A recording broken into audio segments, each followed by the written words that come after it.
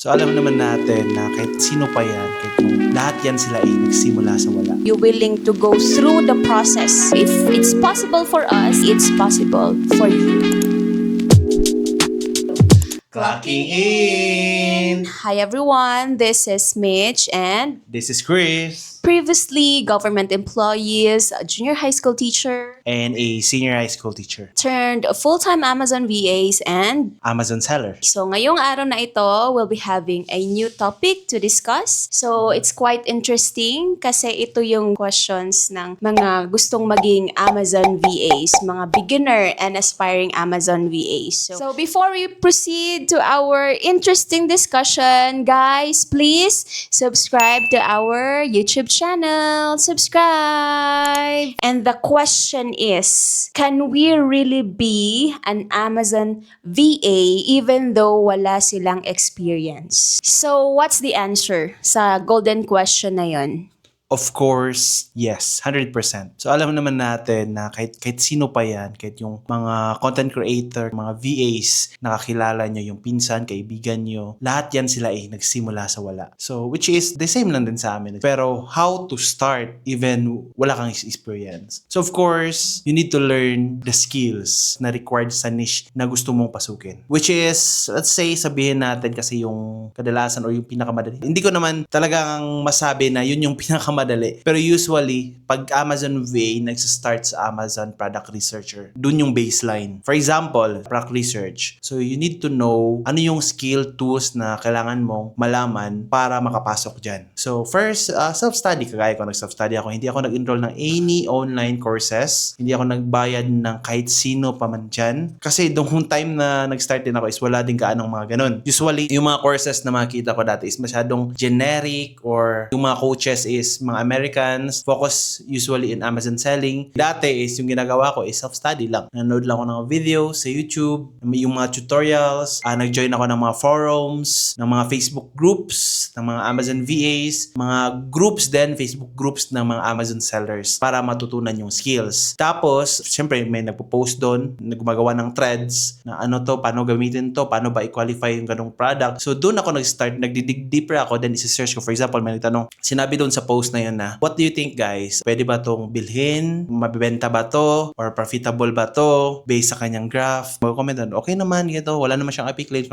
So doon ako nag-start. Anong graph nyo? Sinearch ko sa internet, sinearch ko sa Google, which is nalaman ko Kipa pala. Then nag-search ako, specifically, what is Kipa? How to read Kipa? Kasi pag masyadong broad yung sinesearch mo sa internet or sa YouTube, like how to be Amazon VA, yung mga videos na makita nyo lang is like ganito, which is masyadong broad. Hindi iniisa-isa kung ano yung mga tools na kailangan mo. You need to know or you need to learn how to use the tools na belong doon sa niche na yun or sa skill na yun. So, kung i-search nyo sa Google ngayon or sa AI, meron namang AI ngayon, what are the tools in finding products? Yan, madami na. Like Kipa, Seller Amp, Rev Seller, Easy Insight, Tactical Arbitrage. Then, isa-isahin nyo yun i-search. Even though wala kang experience. Parang doon ka na mag-start. Meron ka na idea. Ganito pala yung profit calculator. Ganito pala yung cost of goods, sell price, estimated sales, sales volume, sales rank, buyback. So, at least may idea ka na. Tactical arbitrage, automation pala siya sa pagre-research ng products. Mga ganun. So, meron ka ng ideas kung ano yung work talaga. Yes, you can be an Amazon VA without experience. The question here is, are you willing to learn to become an Amazon VA? Kasi it would really take time. You cannot learn it overnight. You would really take time for it. Chris, 6 months? Nag-learn siya? 3 months self-study, like YouTube, Facebook groups, mga forums, sa Discord. So, 3 months self-study lang yon. Then, another 3 months, nag-learn ako is, na-hire na ako sa isang agency. Then, sila nag-train sa akin. Pero, edge ko lang yun, though madami kaming applicants noon, is nakapasok ako kasi meron akong idea kung anong gagawin. Yung nilagay ko sa resume, sa CV, I'm a teacher, senior high school teachers, specifically teaching practical research 1 and 2. So, which means I'm good in numbers, I know how to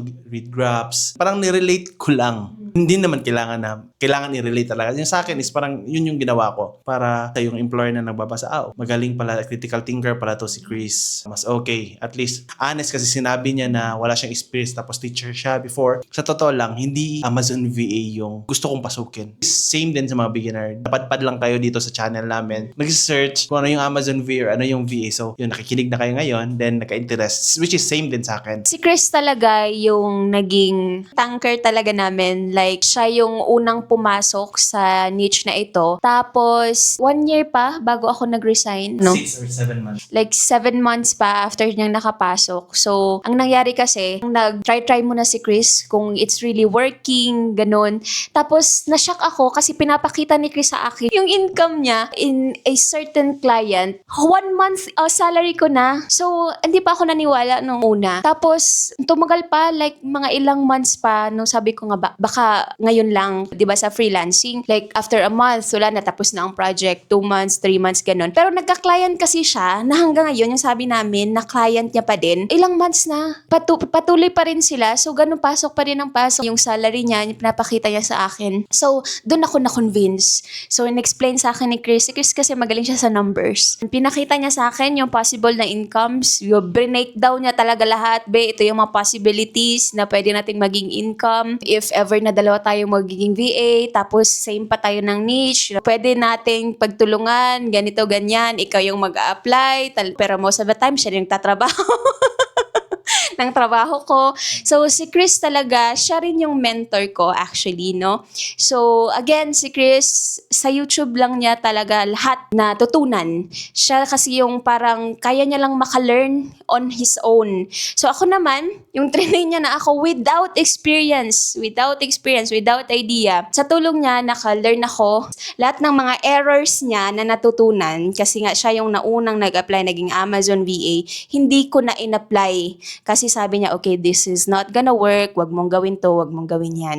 Sa CV mo, ganito ang ilagay mo. Sa interview mo, ganito yung isagot mo. Sa Google Forms na sasagutan mo, ganito yung sagot na ilalagay mo.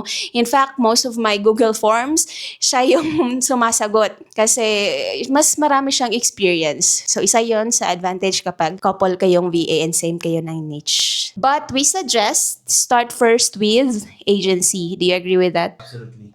Absolutely. So, agree doon si Chris. It's because doon din siya nag-start. Why we suggest na mag-start talaga sa agencies? It's because many agencies are accepting really those who are no experience. And sila na yung mag-train mismo sa inyo kung paano maging Amazon VA. Like, every week, you will have these training sessions. Right? What is the reason why agency? Kasi even though sila yung pinakamababang rate, kasi nga agency, madami silang binabayaran ng HR nila, yung hiring process nila and everything. So, kaya mababa yung rate. Pero, kaya din sila naghahanap ng mga beginner is mas makakamura sila. Though, kasi meron na silang team for trainings eh. Then, ayaw din nila yung mga tenured na kasi may possibility na multiple clients. Para sa kanila is hindi magampanan yung mga task na ibibigay nila sa mga VA na i-hire nila. So, yun yung reason. But, mas okay na mag-start sa mga agencies. So, si Chris, nauna siyang pumasok sa isang agency at alam niyo anong ginagawa namin? Ako minsan yung nag-a-attend sa mga training kasi alam na ni Chris may background na siya doon. So, sinasabihan niya ako,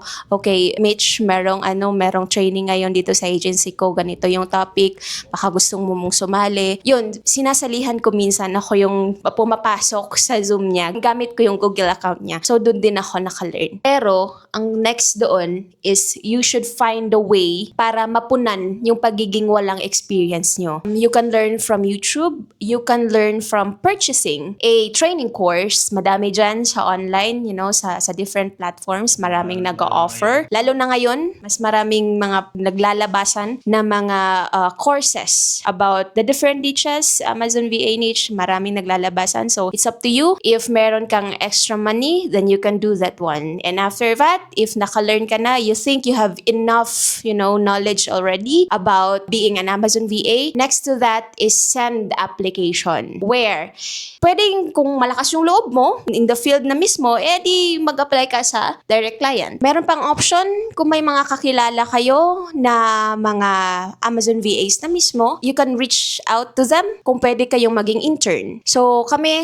ang dami na naming mga kakilala na mga estudyante before ni Chris, mga kaibigan namin, college friends namin, nagstay dito sa bahay namin like for a month para maging Amazon VA. So, yun yung mga way. So, if it's possible for us and for them, So definitely, it's possible for you. And currently, meron akong friend na engineer. Then, malaki na din yung sahod sa engineer. Pero, nag-intern.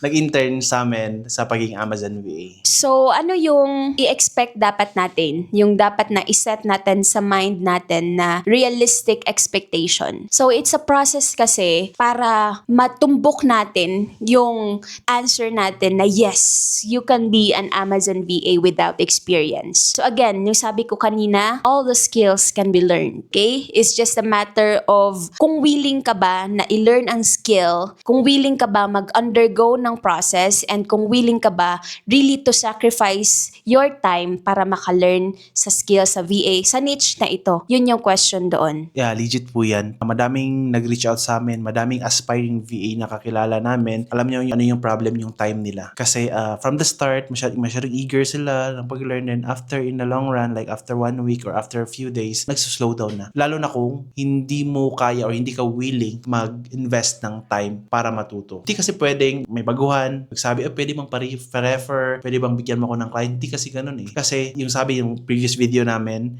hindi lang kailangan yung paghahanap ng client, kundi kung paano i-maintain yung client. So, dun kayo malulugi kung ganun lang yung mentality nyo. Okay, it will really take time. Kung si Chris na-learn niya yung niche na ito for 3 months, depende kasi yan sa learning ability mo. Kung fast learner ka, then much better. Pero may mga tao din kasi na they wanted to, really learn simple, kahit na yung mga simple details, and nothing is wrong with that. So, depende na lang yun sa kung gaano tayo kabilis matuto. So, again, it takes time to learn this niche. So, it's a process. Focus in one skill. Okay? Huwag yung pakalat-kalat. Pumili ka ng isang sub-niche na pagiging Amazon VA. Focus on that. Pag naka-learn ka dyan, practice what you've learned. Okay? What you've learned from YouTube, from training courses that you've purchased, from those VAs, Amazon VAs na nag-intern kayo, yung fina-follow nyo na mga gurus dyan. What you've learned there, you practice that one. During your practice, you will learn mistakes. Pag naka-learn ka ng mga mistakes na yon, kagaya ng kay Chris, tinuro niya sa akin, avoid those mistakes and then improve.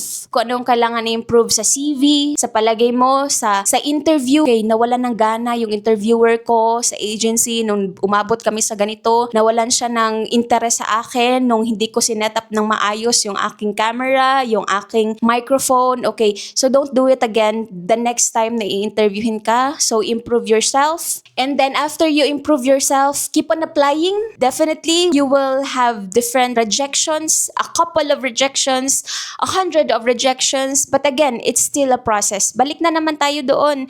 Learn, practice, improve, apply again, get rejected again hanggang sa ma-learn mo kung paano yung sabi ni Chris kanina, parang na-encrypt niya na kung ano yung mga kailangan gawin para makakita ng clients. And definitely, you'll find your way and your place in this niche. Ito parang sa akin, parang secret siya. Isang way para makuha nyo or para mas tataas yung chance nyo makapasok sa industry nito is dapat i-treat nyo yung learning or yung time mo sa pag-learn ng niche na to as taking a board exam. Kasi yung napansin ko talaga sa iba is parang wala lang. After manood ng video, wala na. Pinag-aralan mo ng 4 years, like madami kang pinagpadikit-dikit sa wall mo para pag-aralan. Then nakapasa ka, then na-hire ka, then sinahuran ka ng 20K or minimum. Diba? So what's more kaya dito sa niche namin na masyadong promising, lalo na sa generation ngayon? Kung pwede, pagpuyatan mo, gumising ka ng 1 AM, kung yun yung way of learning mo, gumising ka ng madaling araw, isulat lahat yung mga kailangang matutunan sa niche na to, then araw-araw paulit-ulitin until like 1 or 2 or 3 months, then start applying. Dapat ganun yung level na yung porsigido mo mapasa or makapasok sa pagiging Amazon VA. Even though wala siyang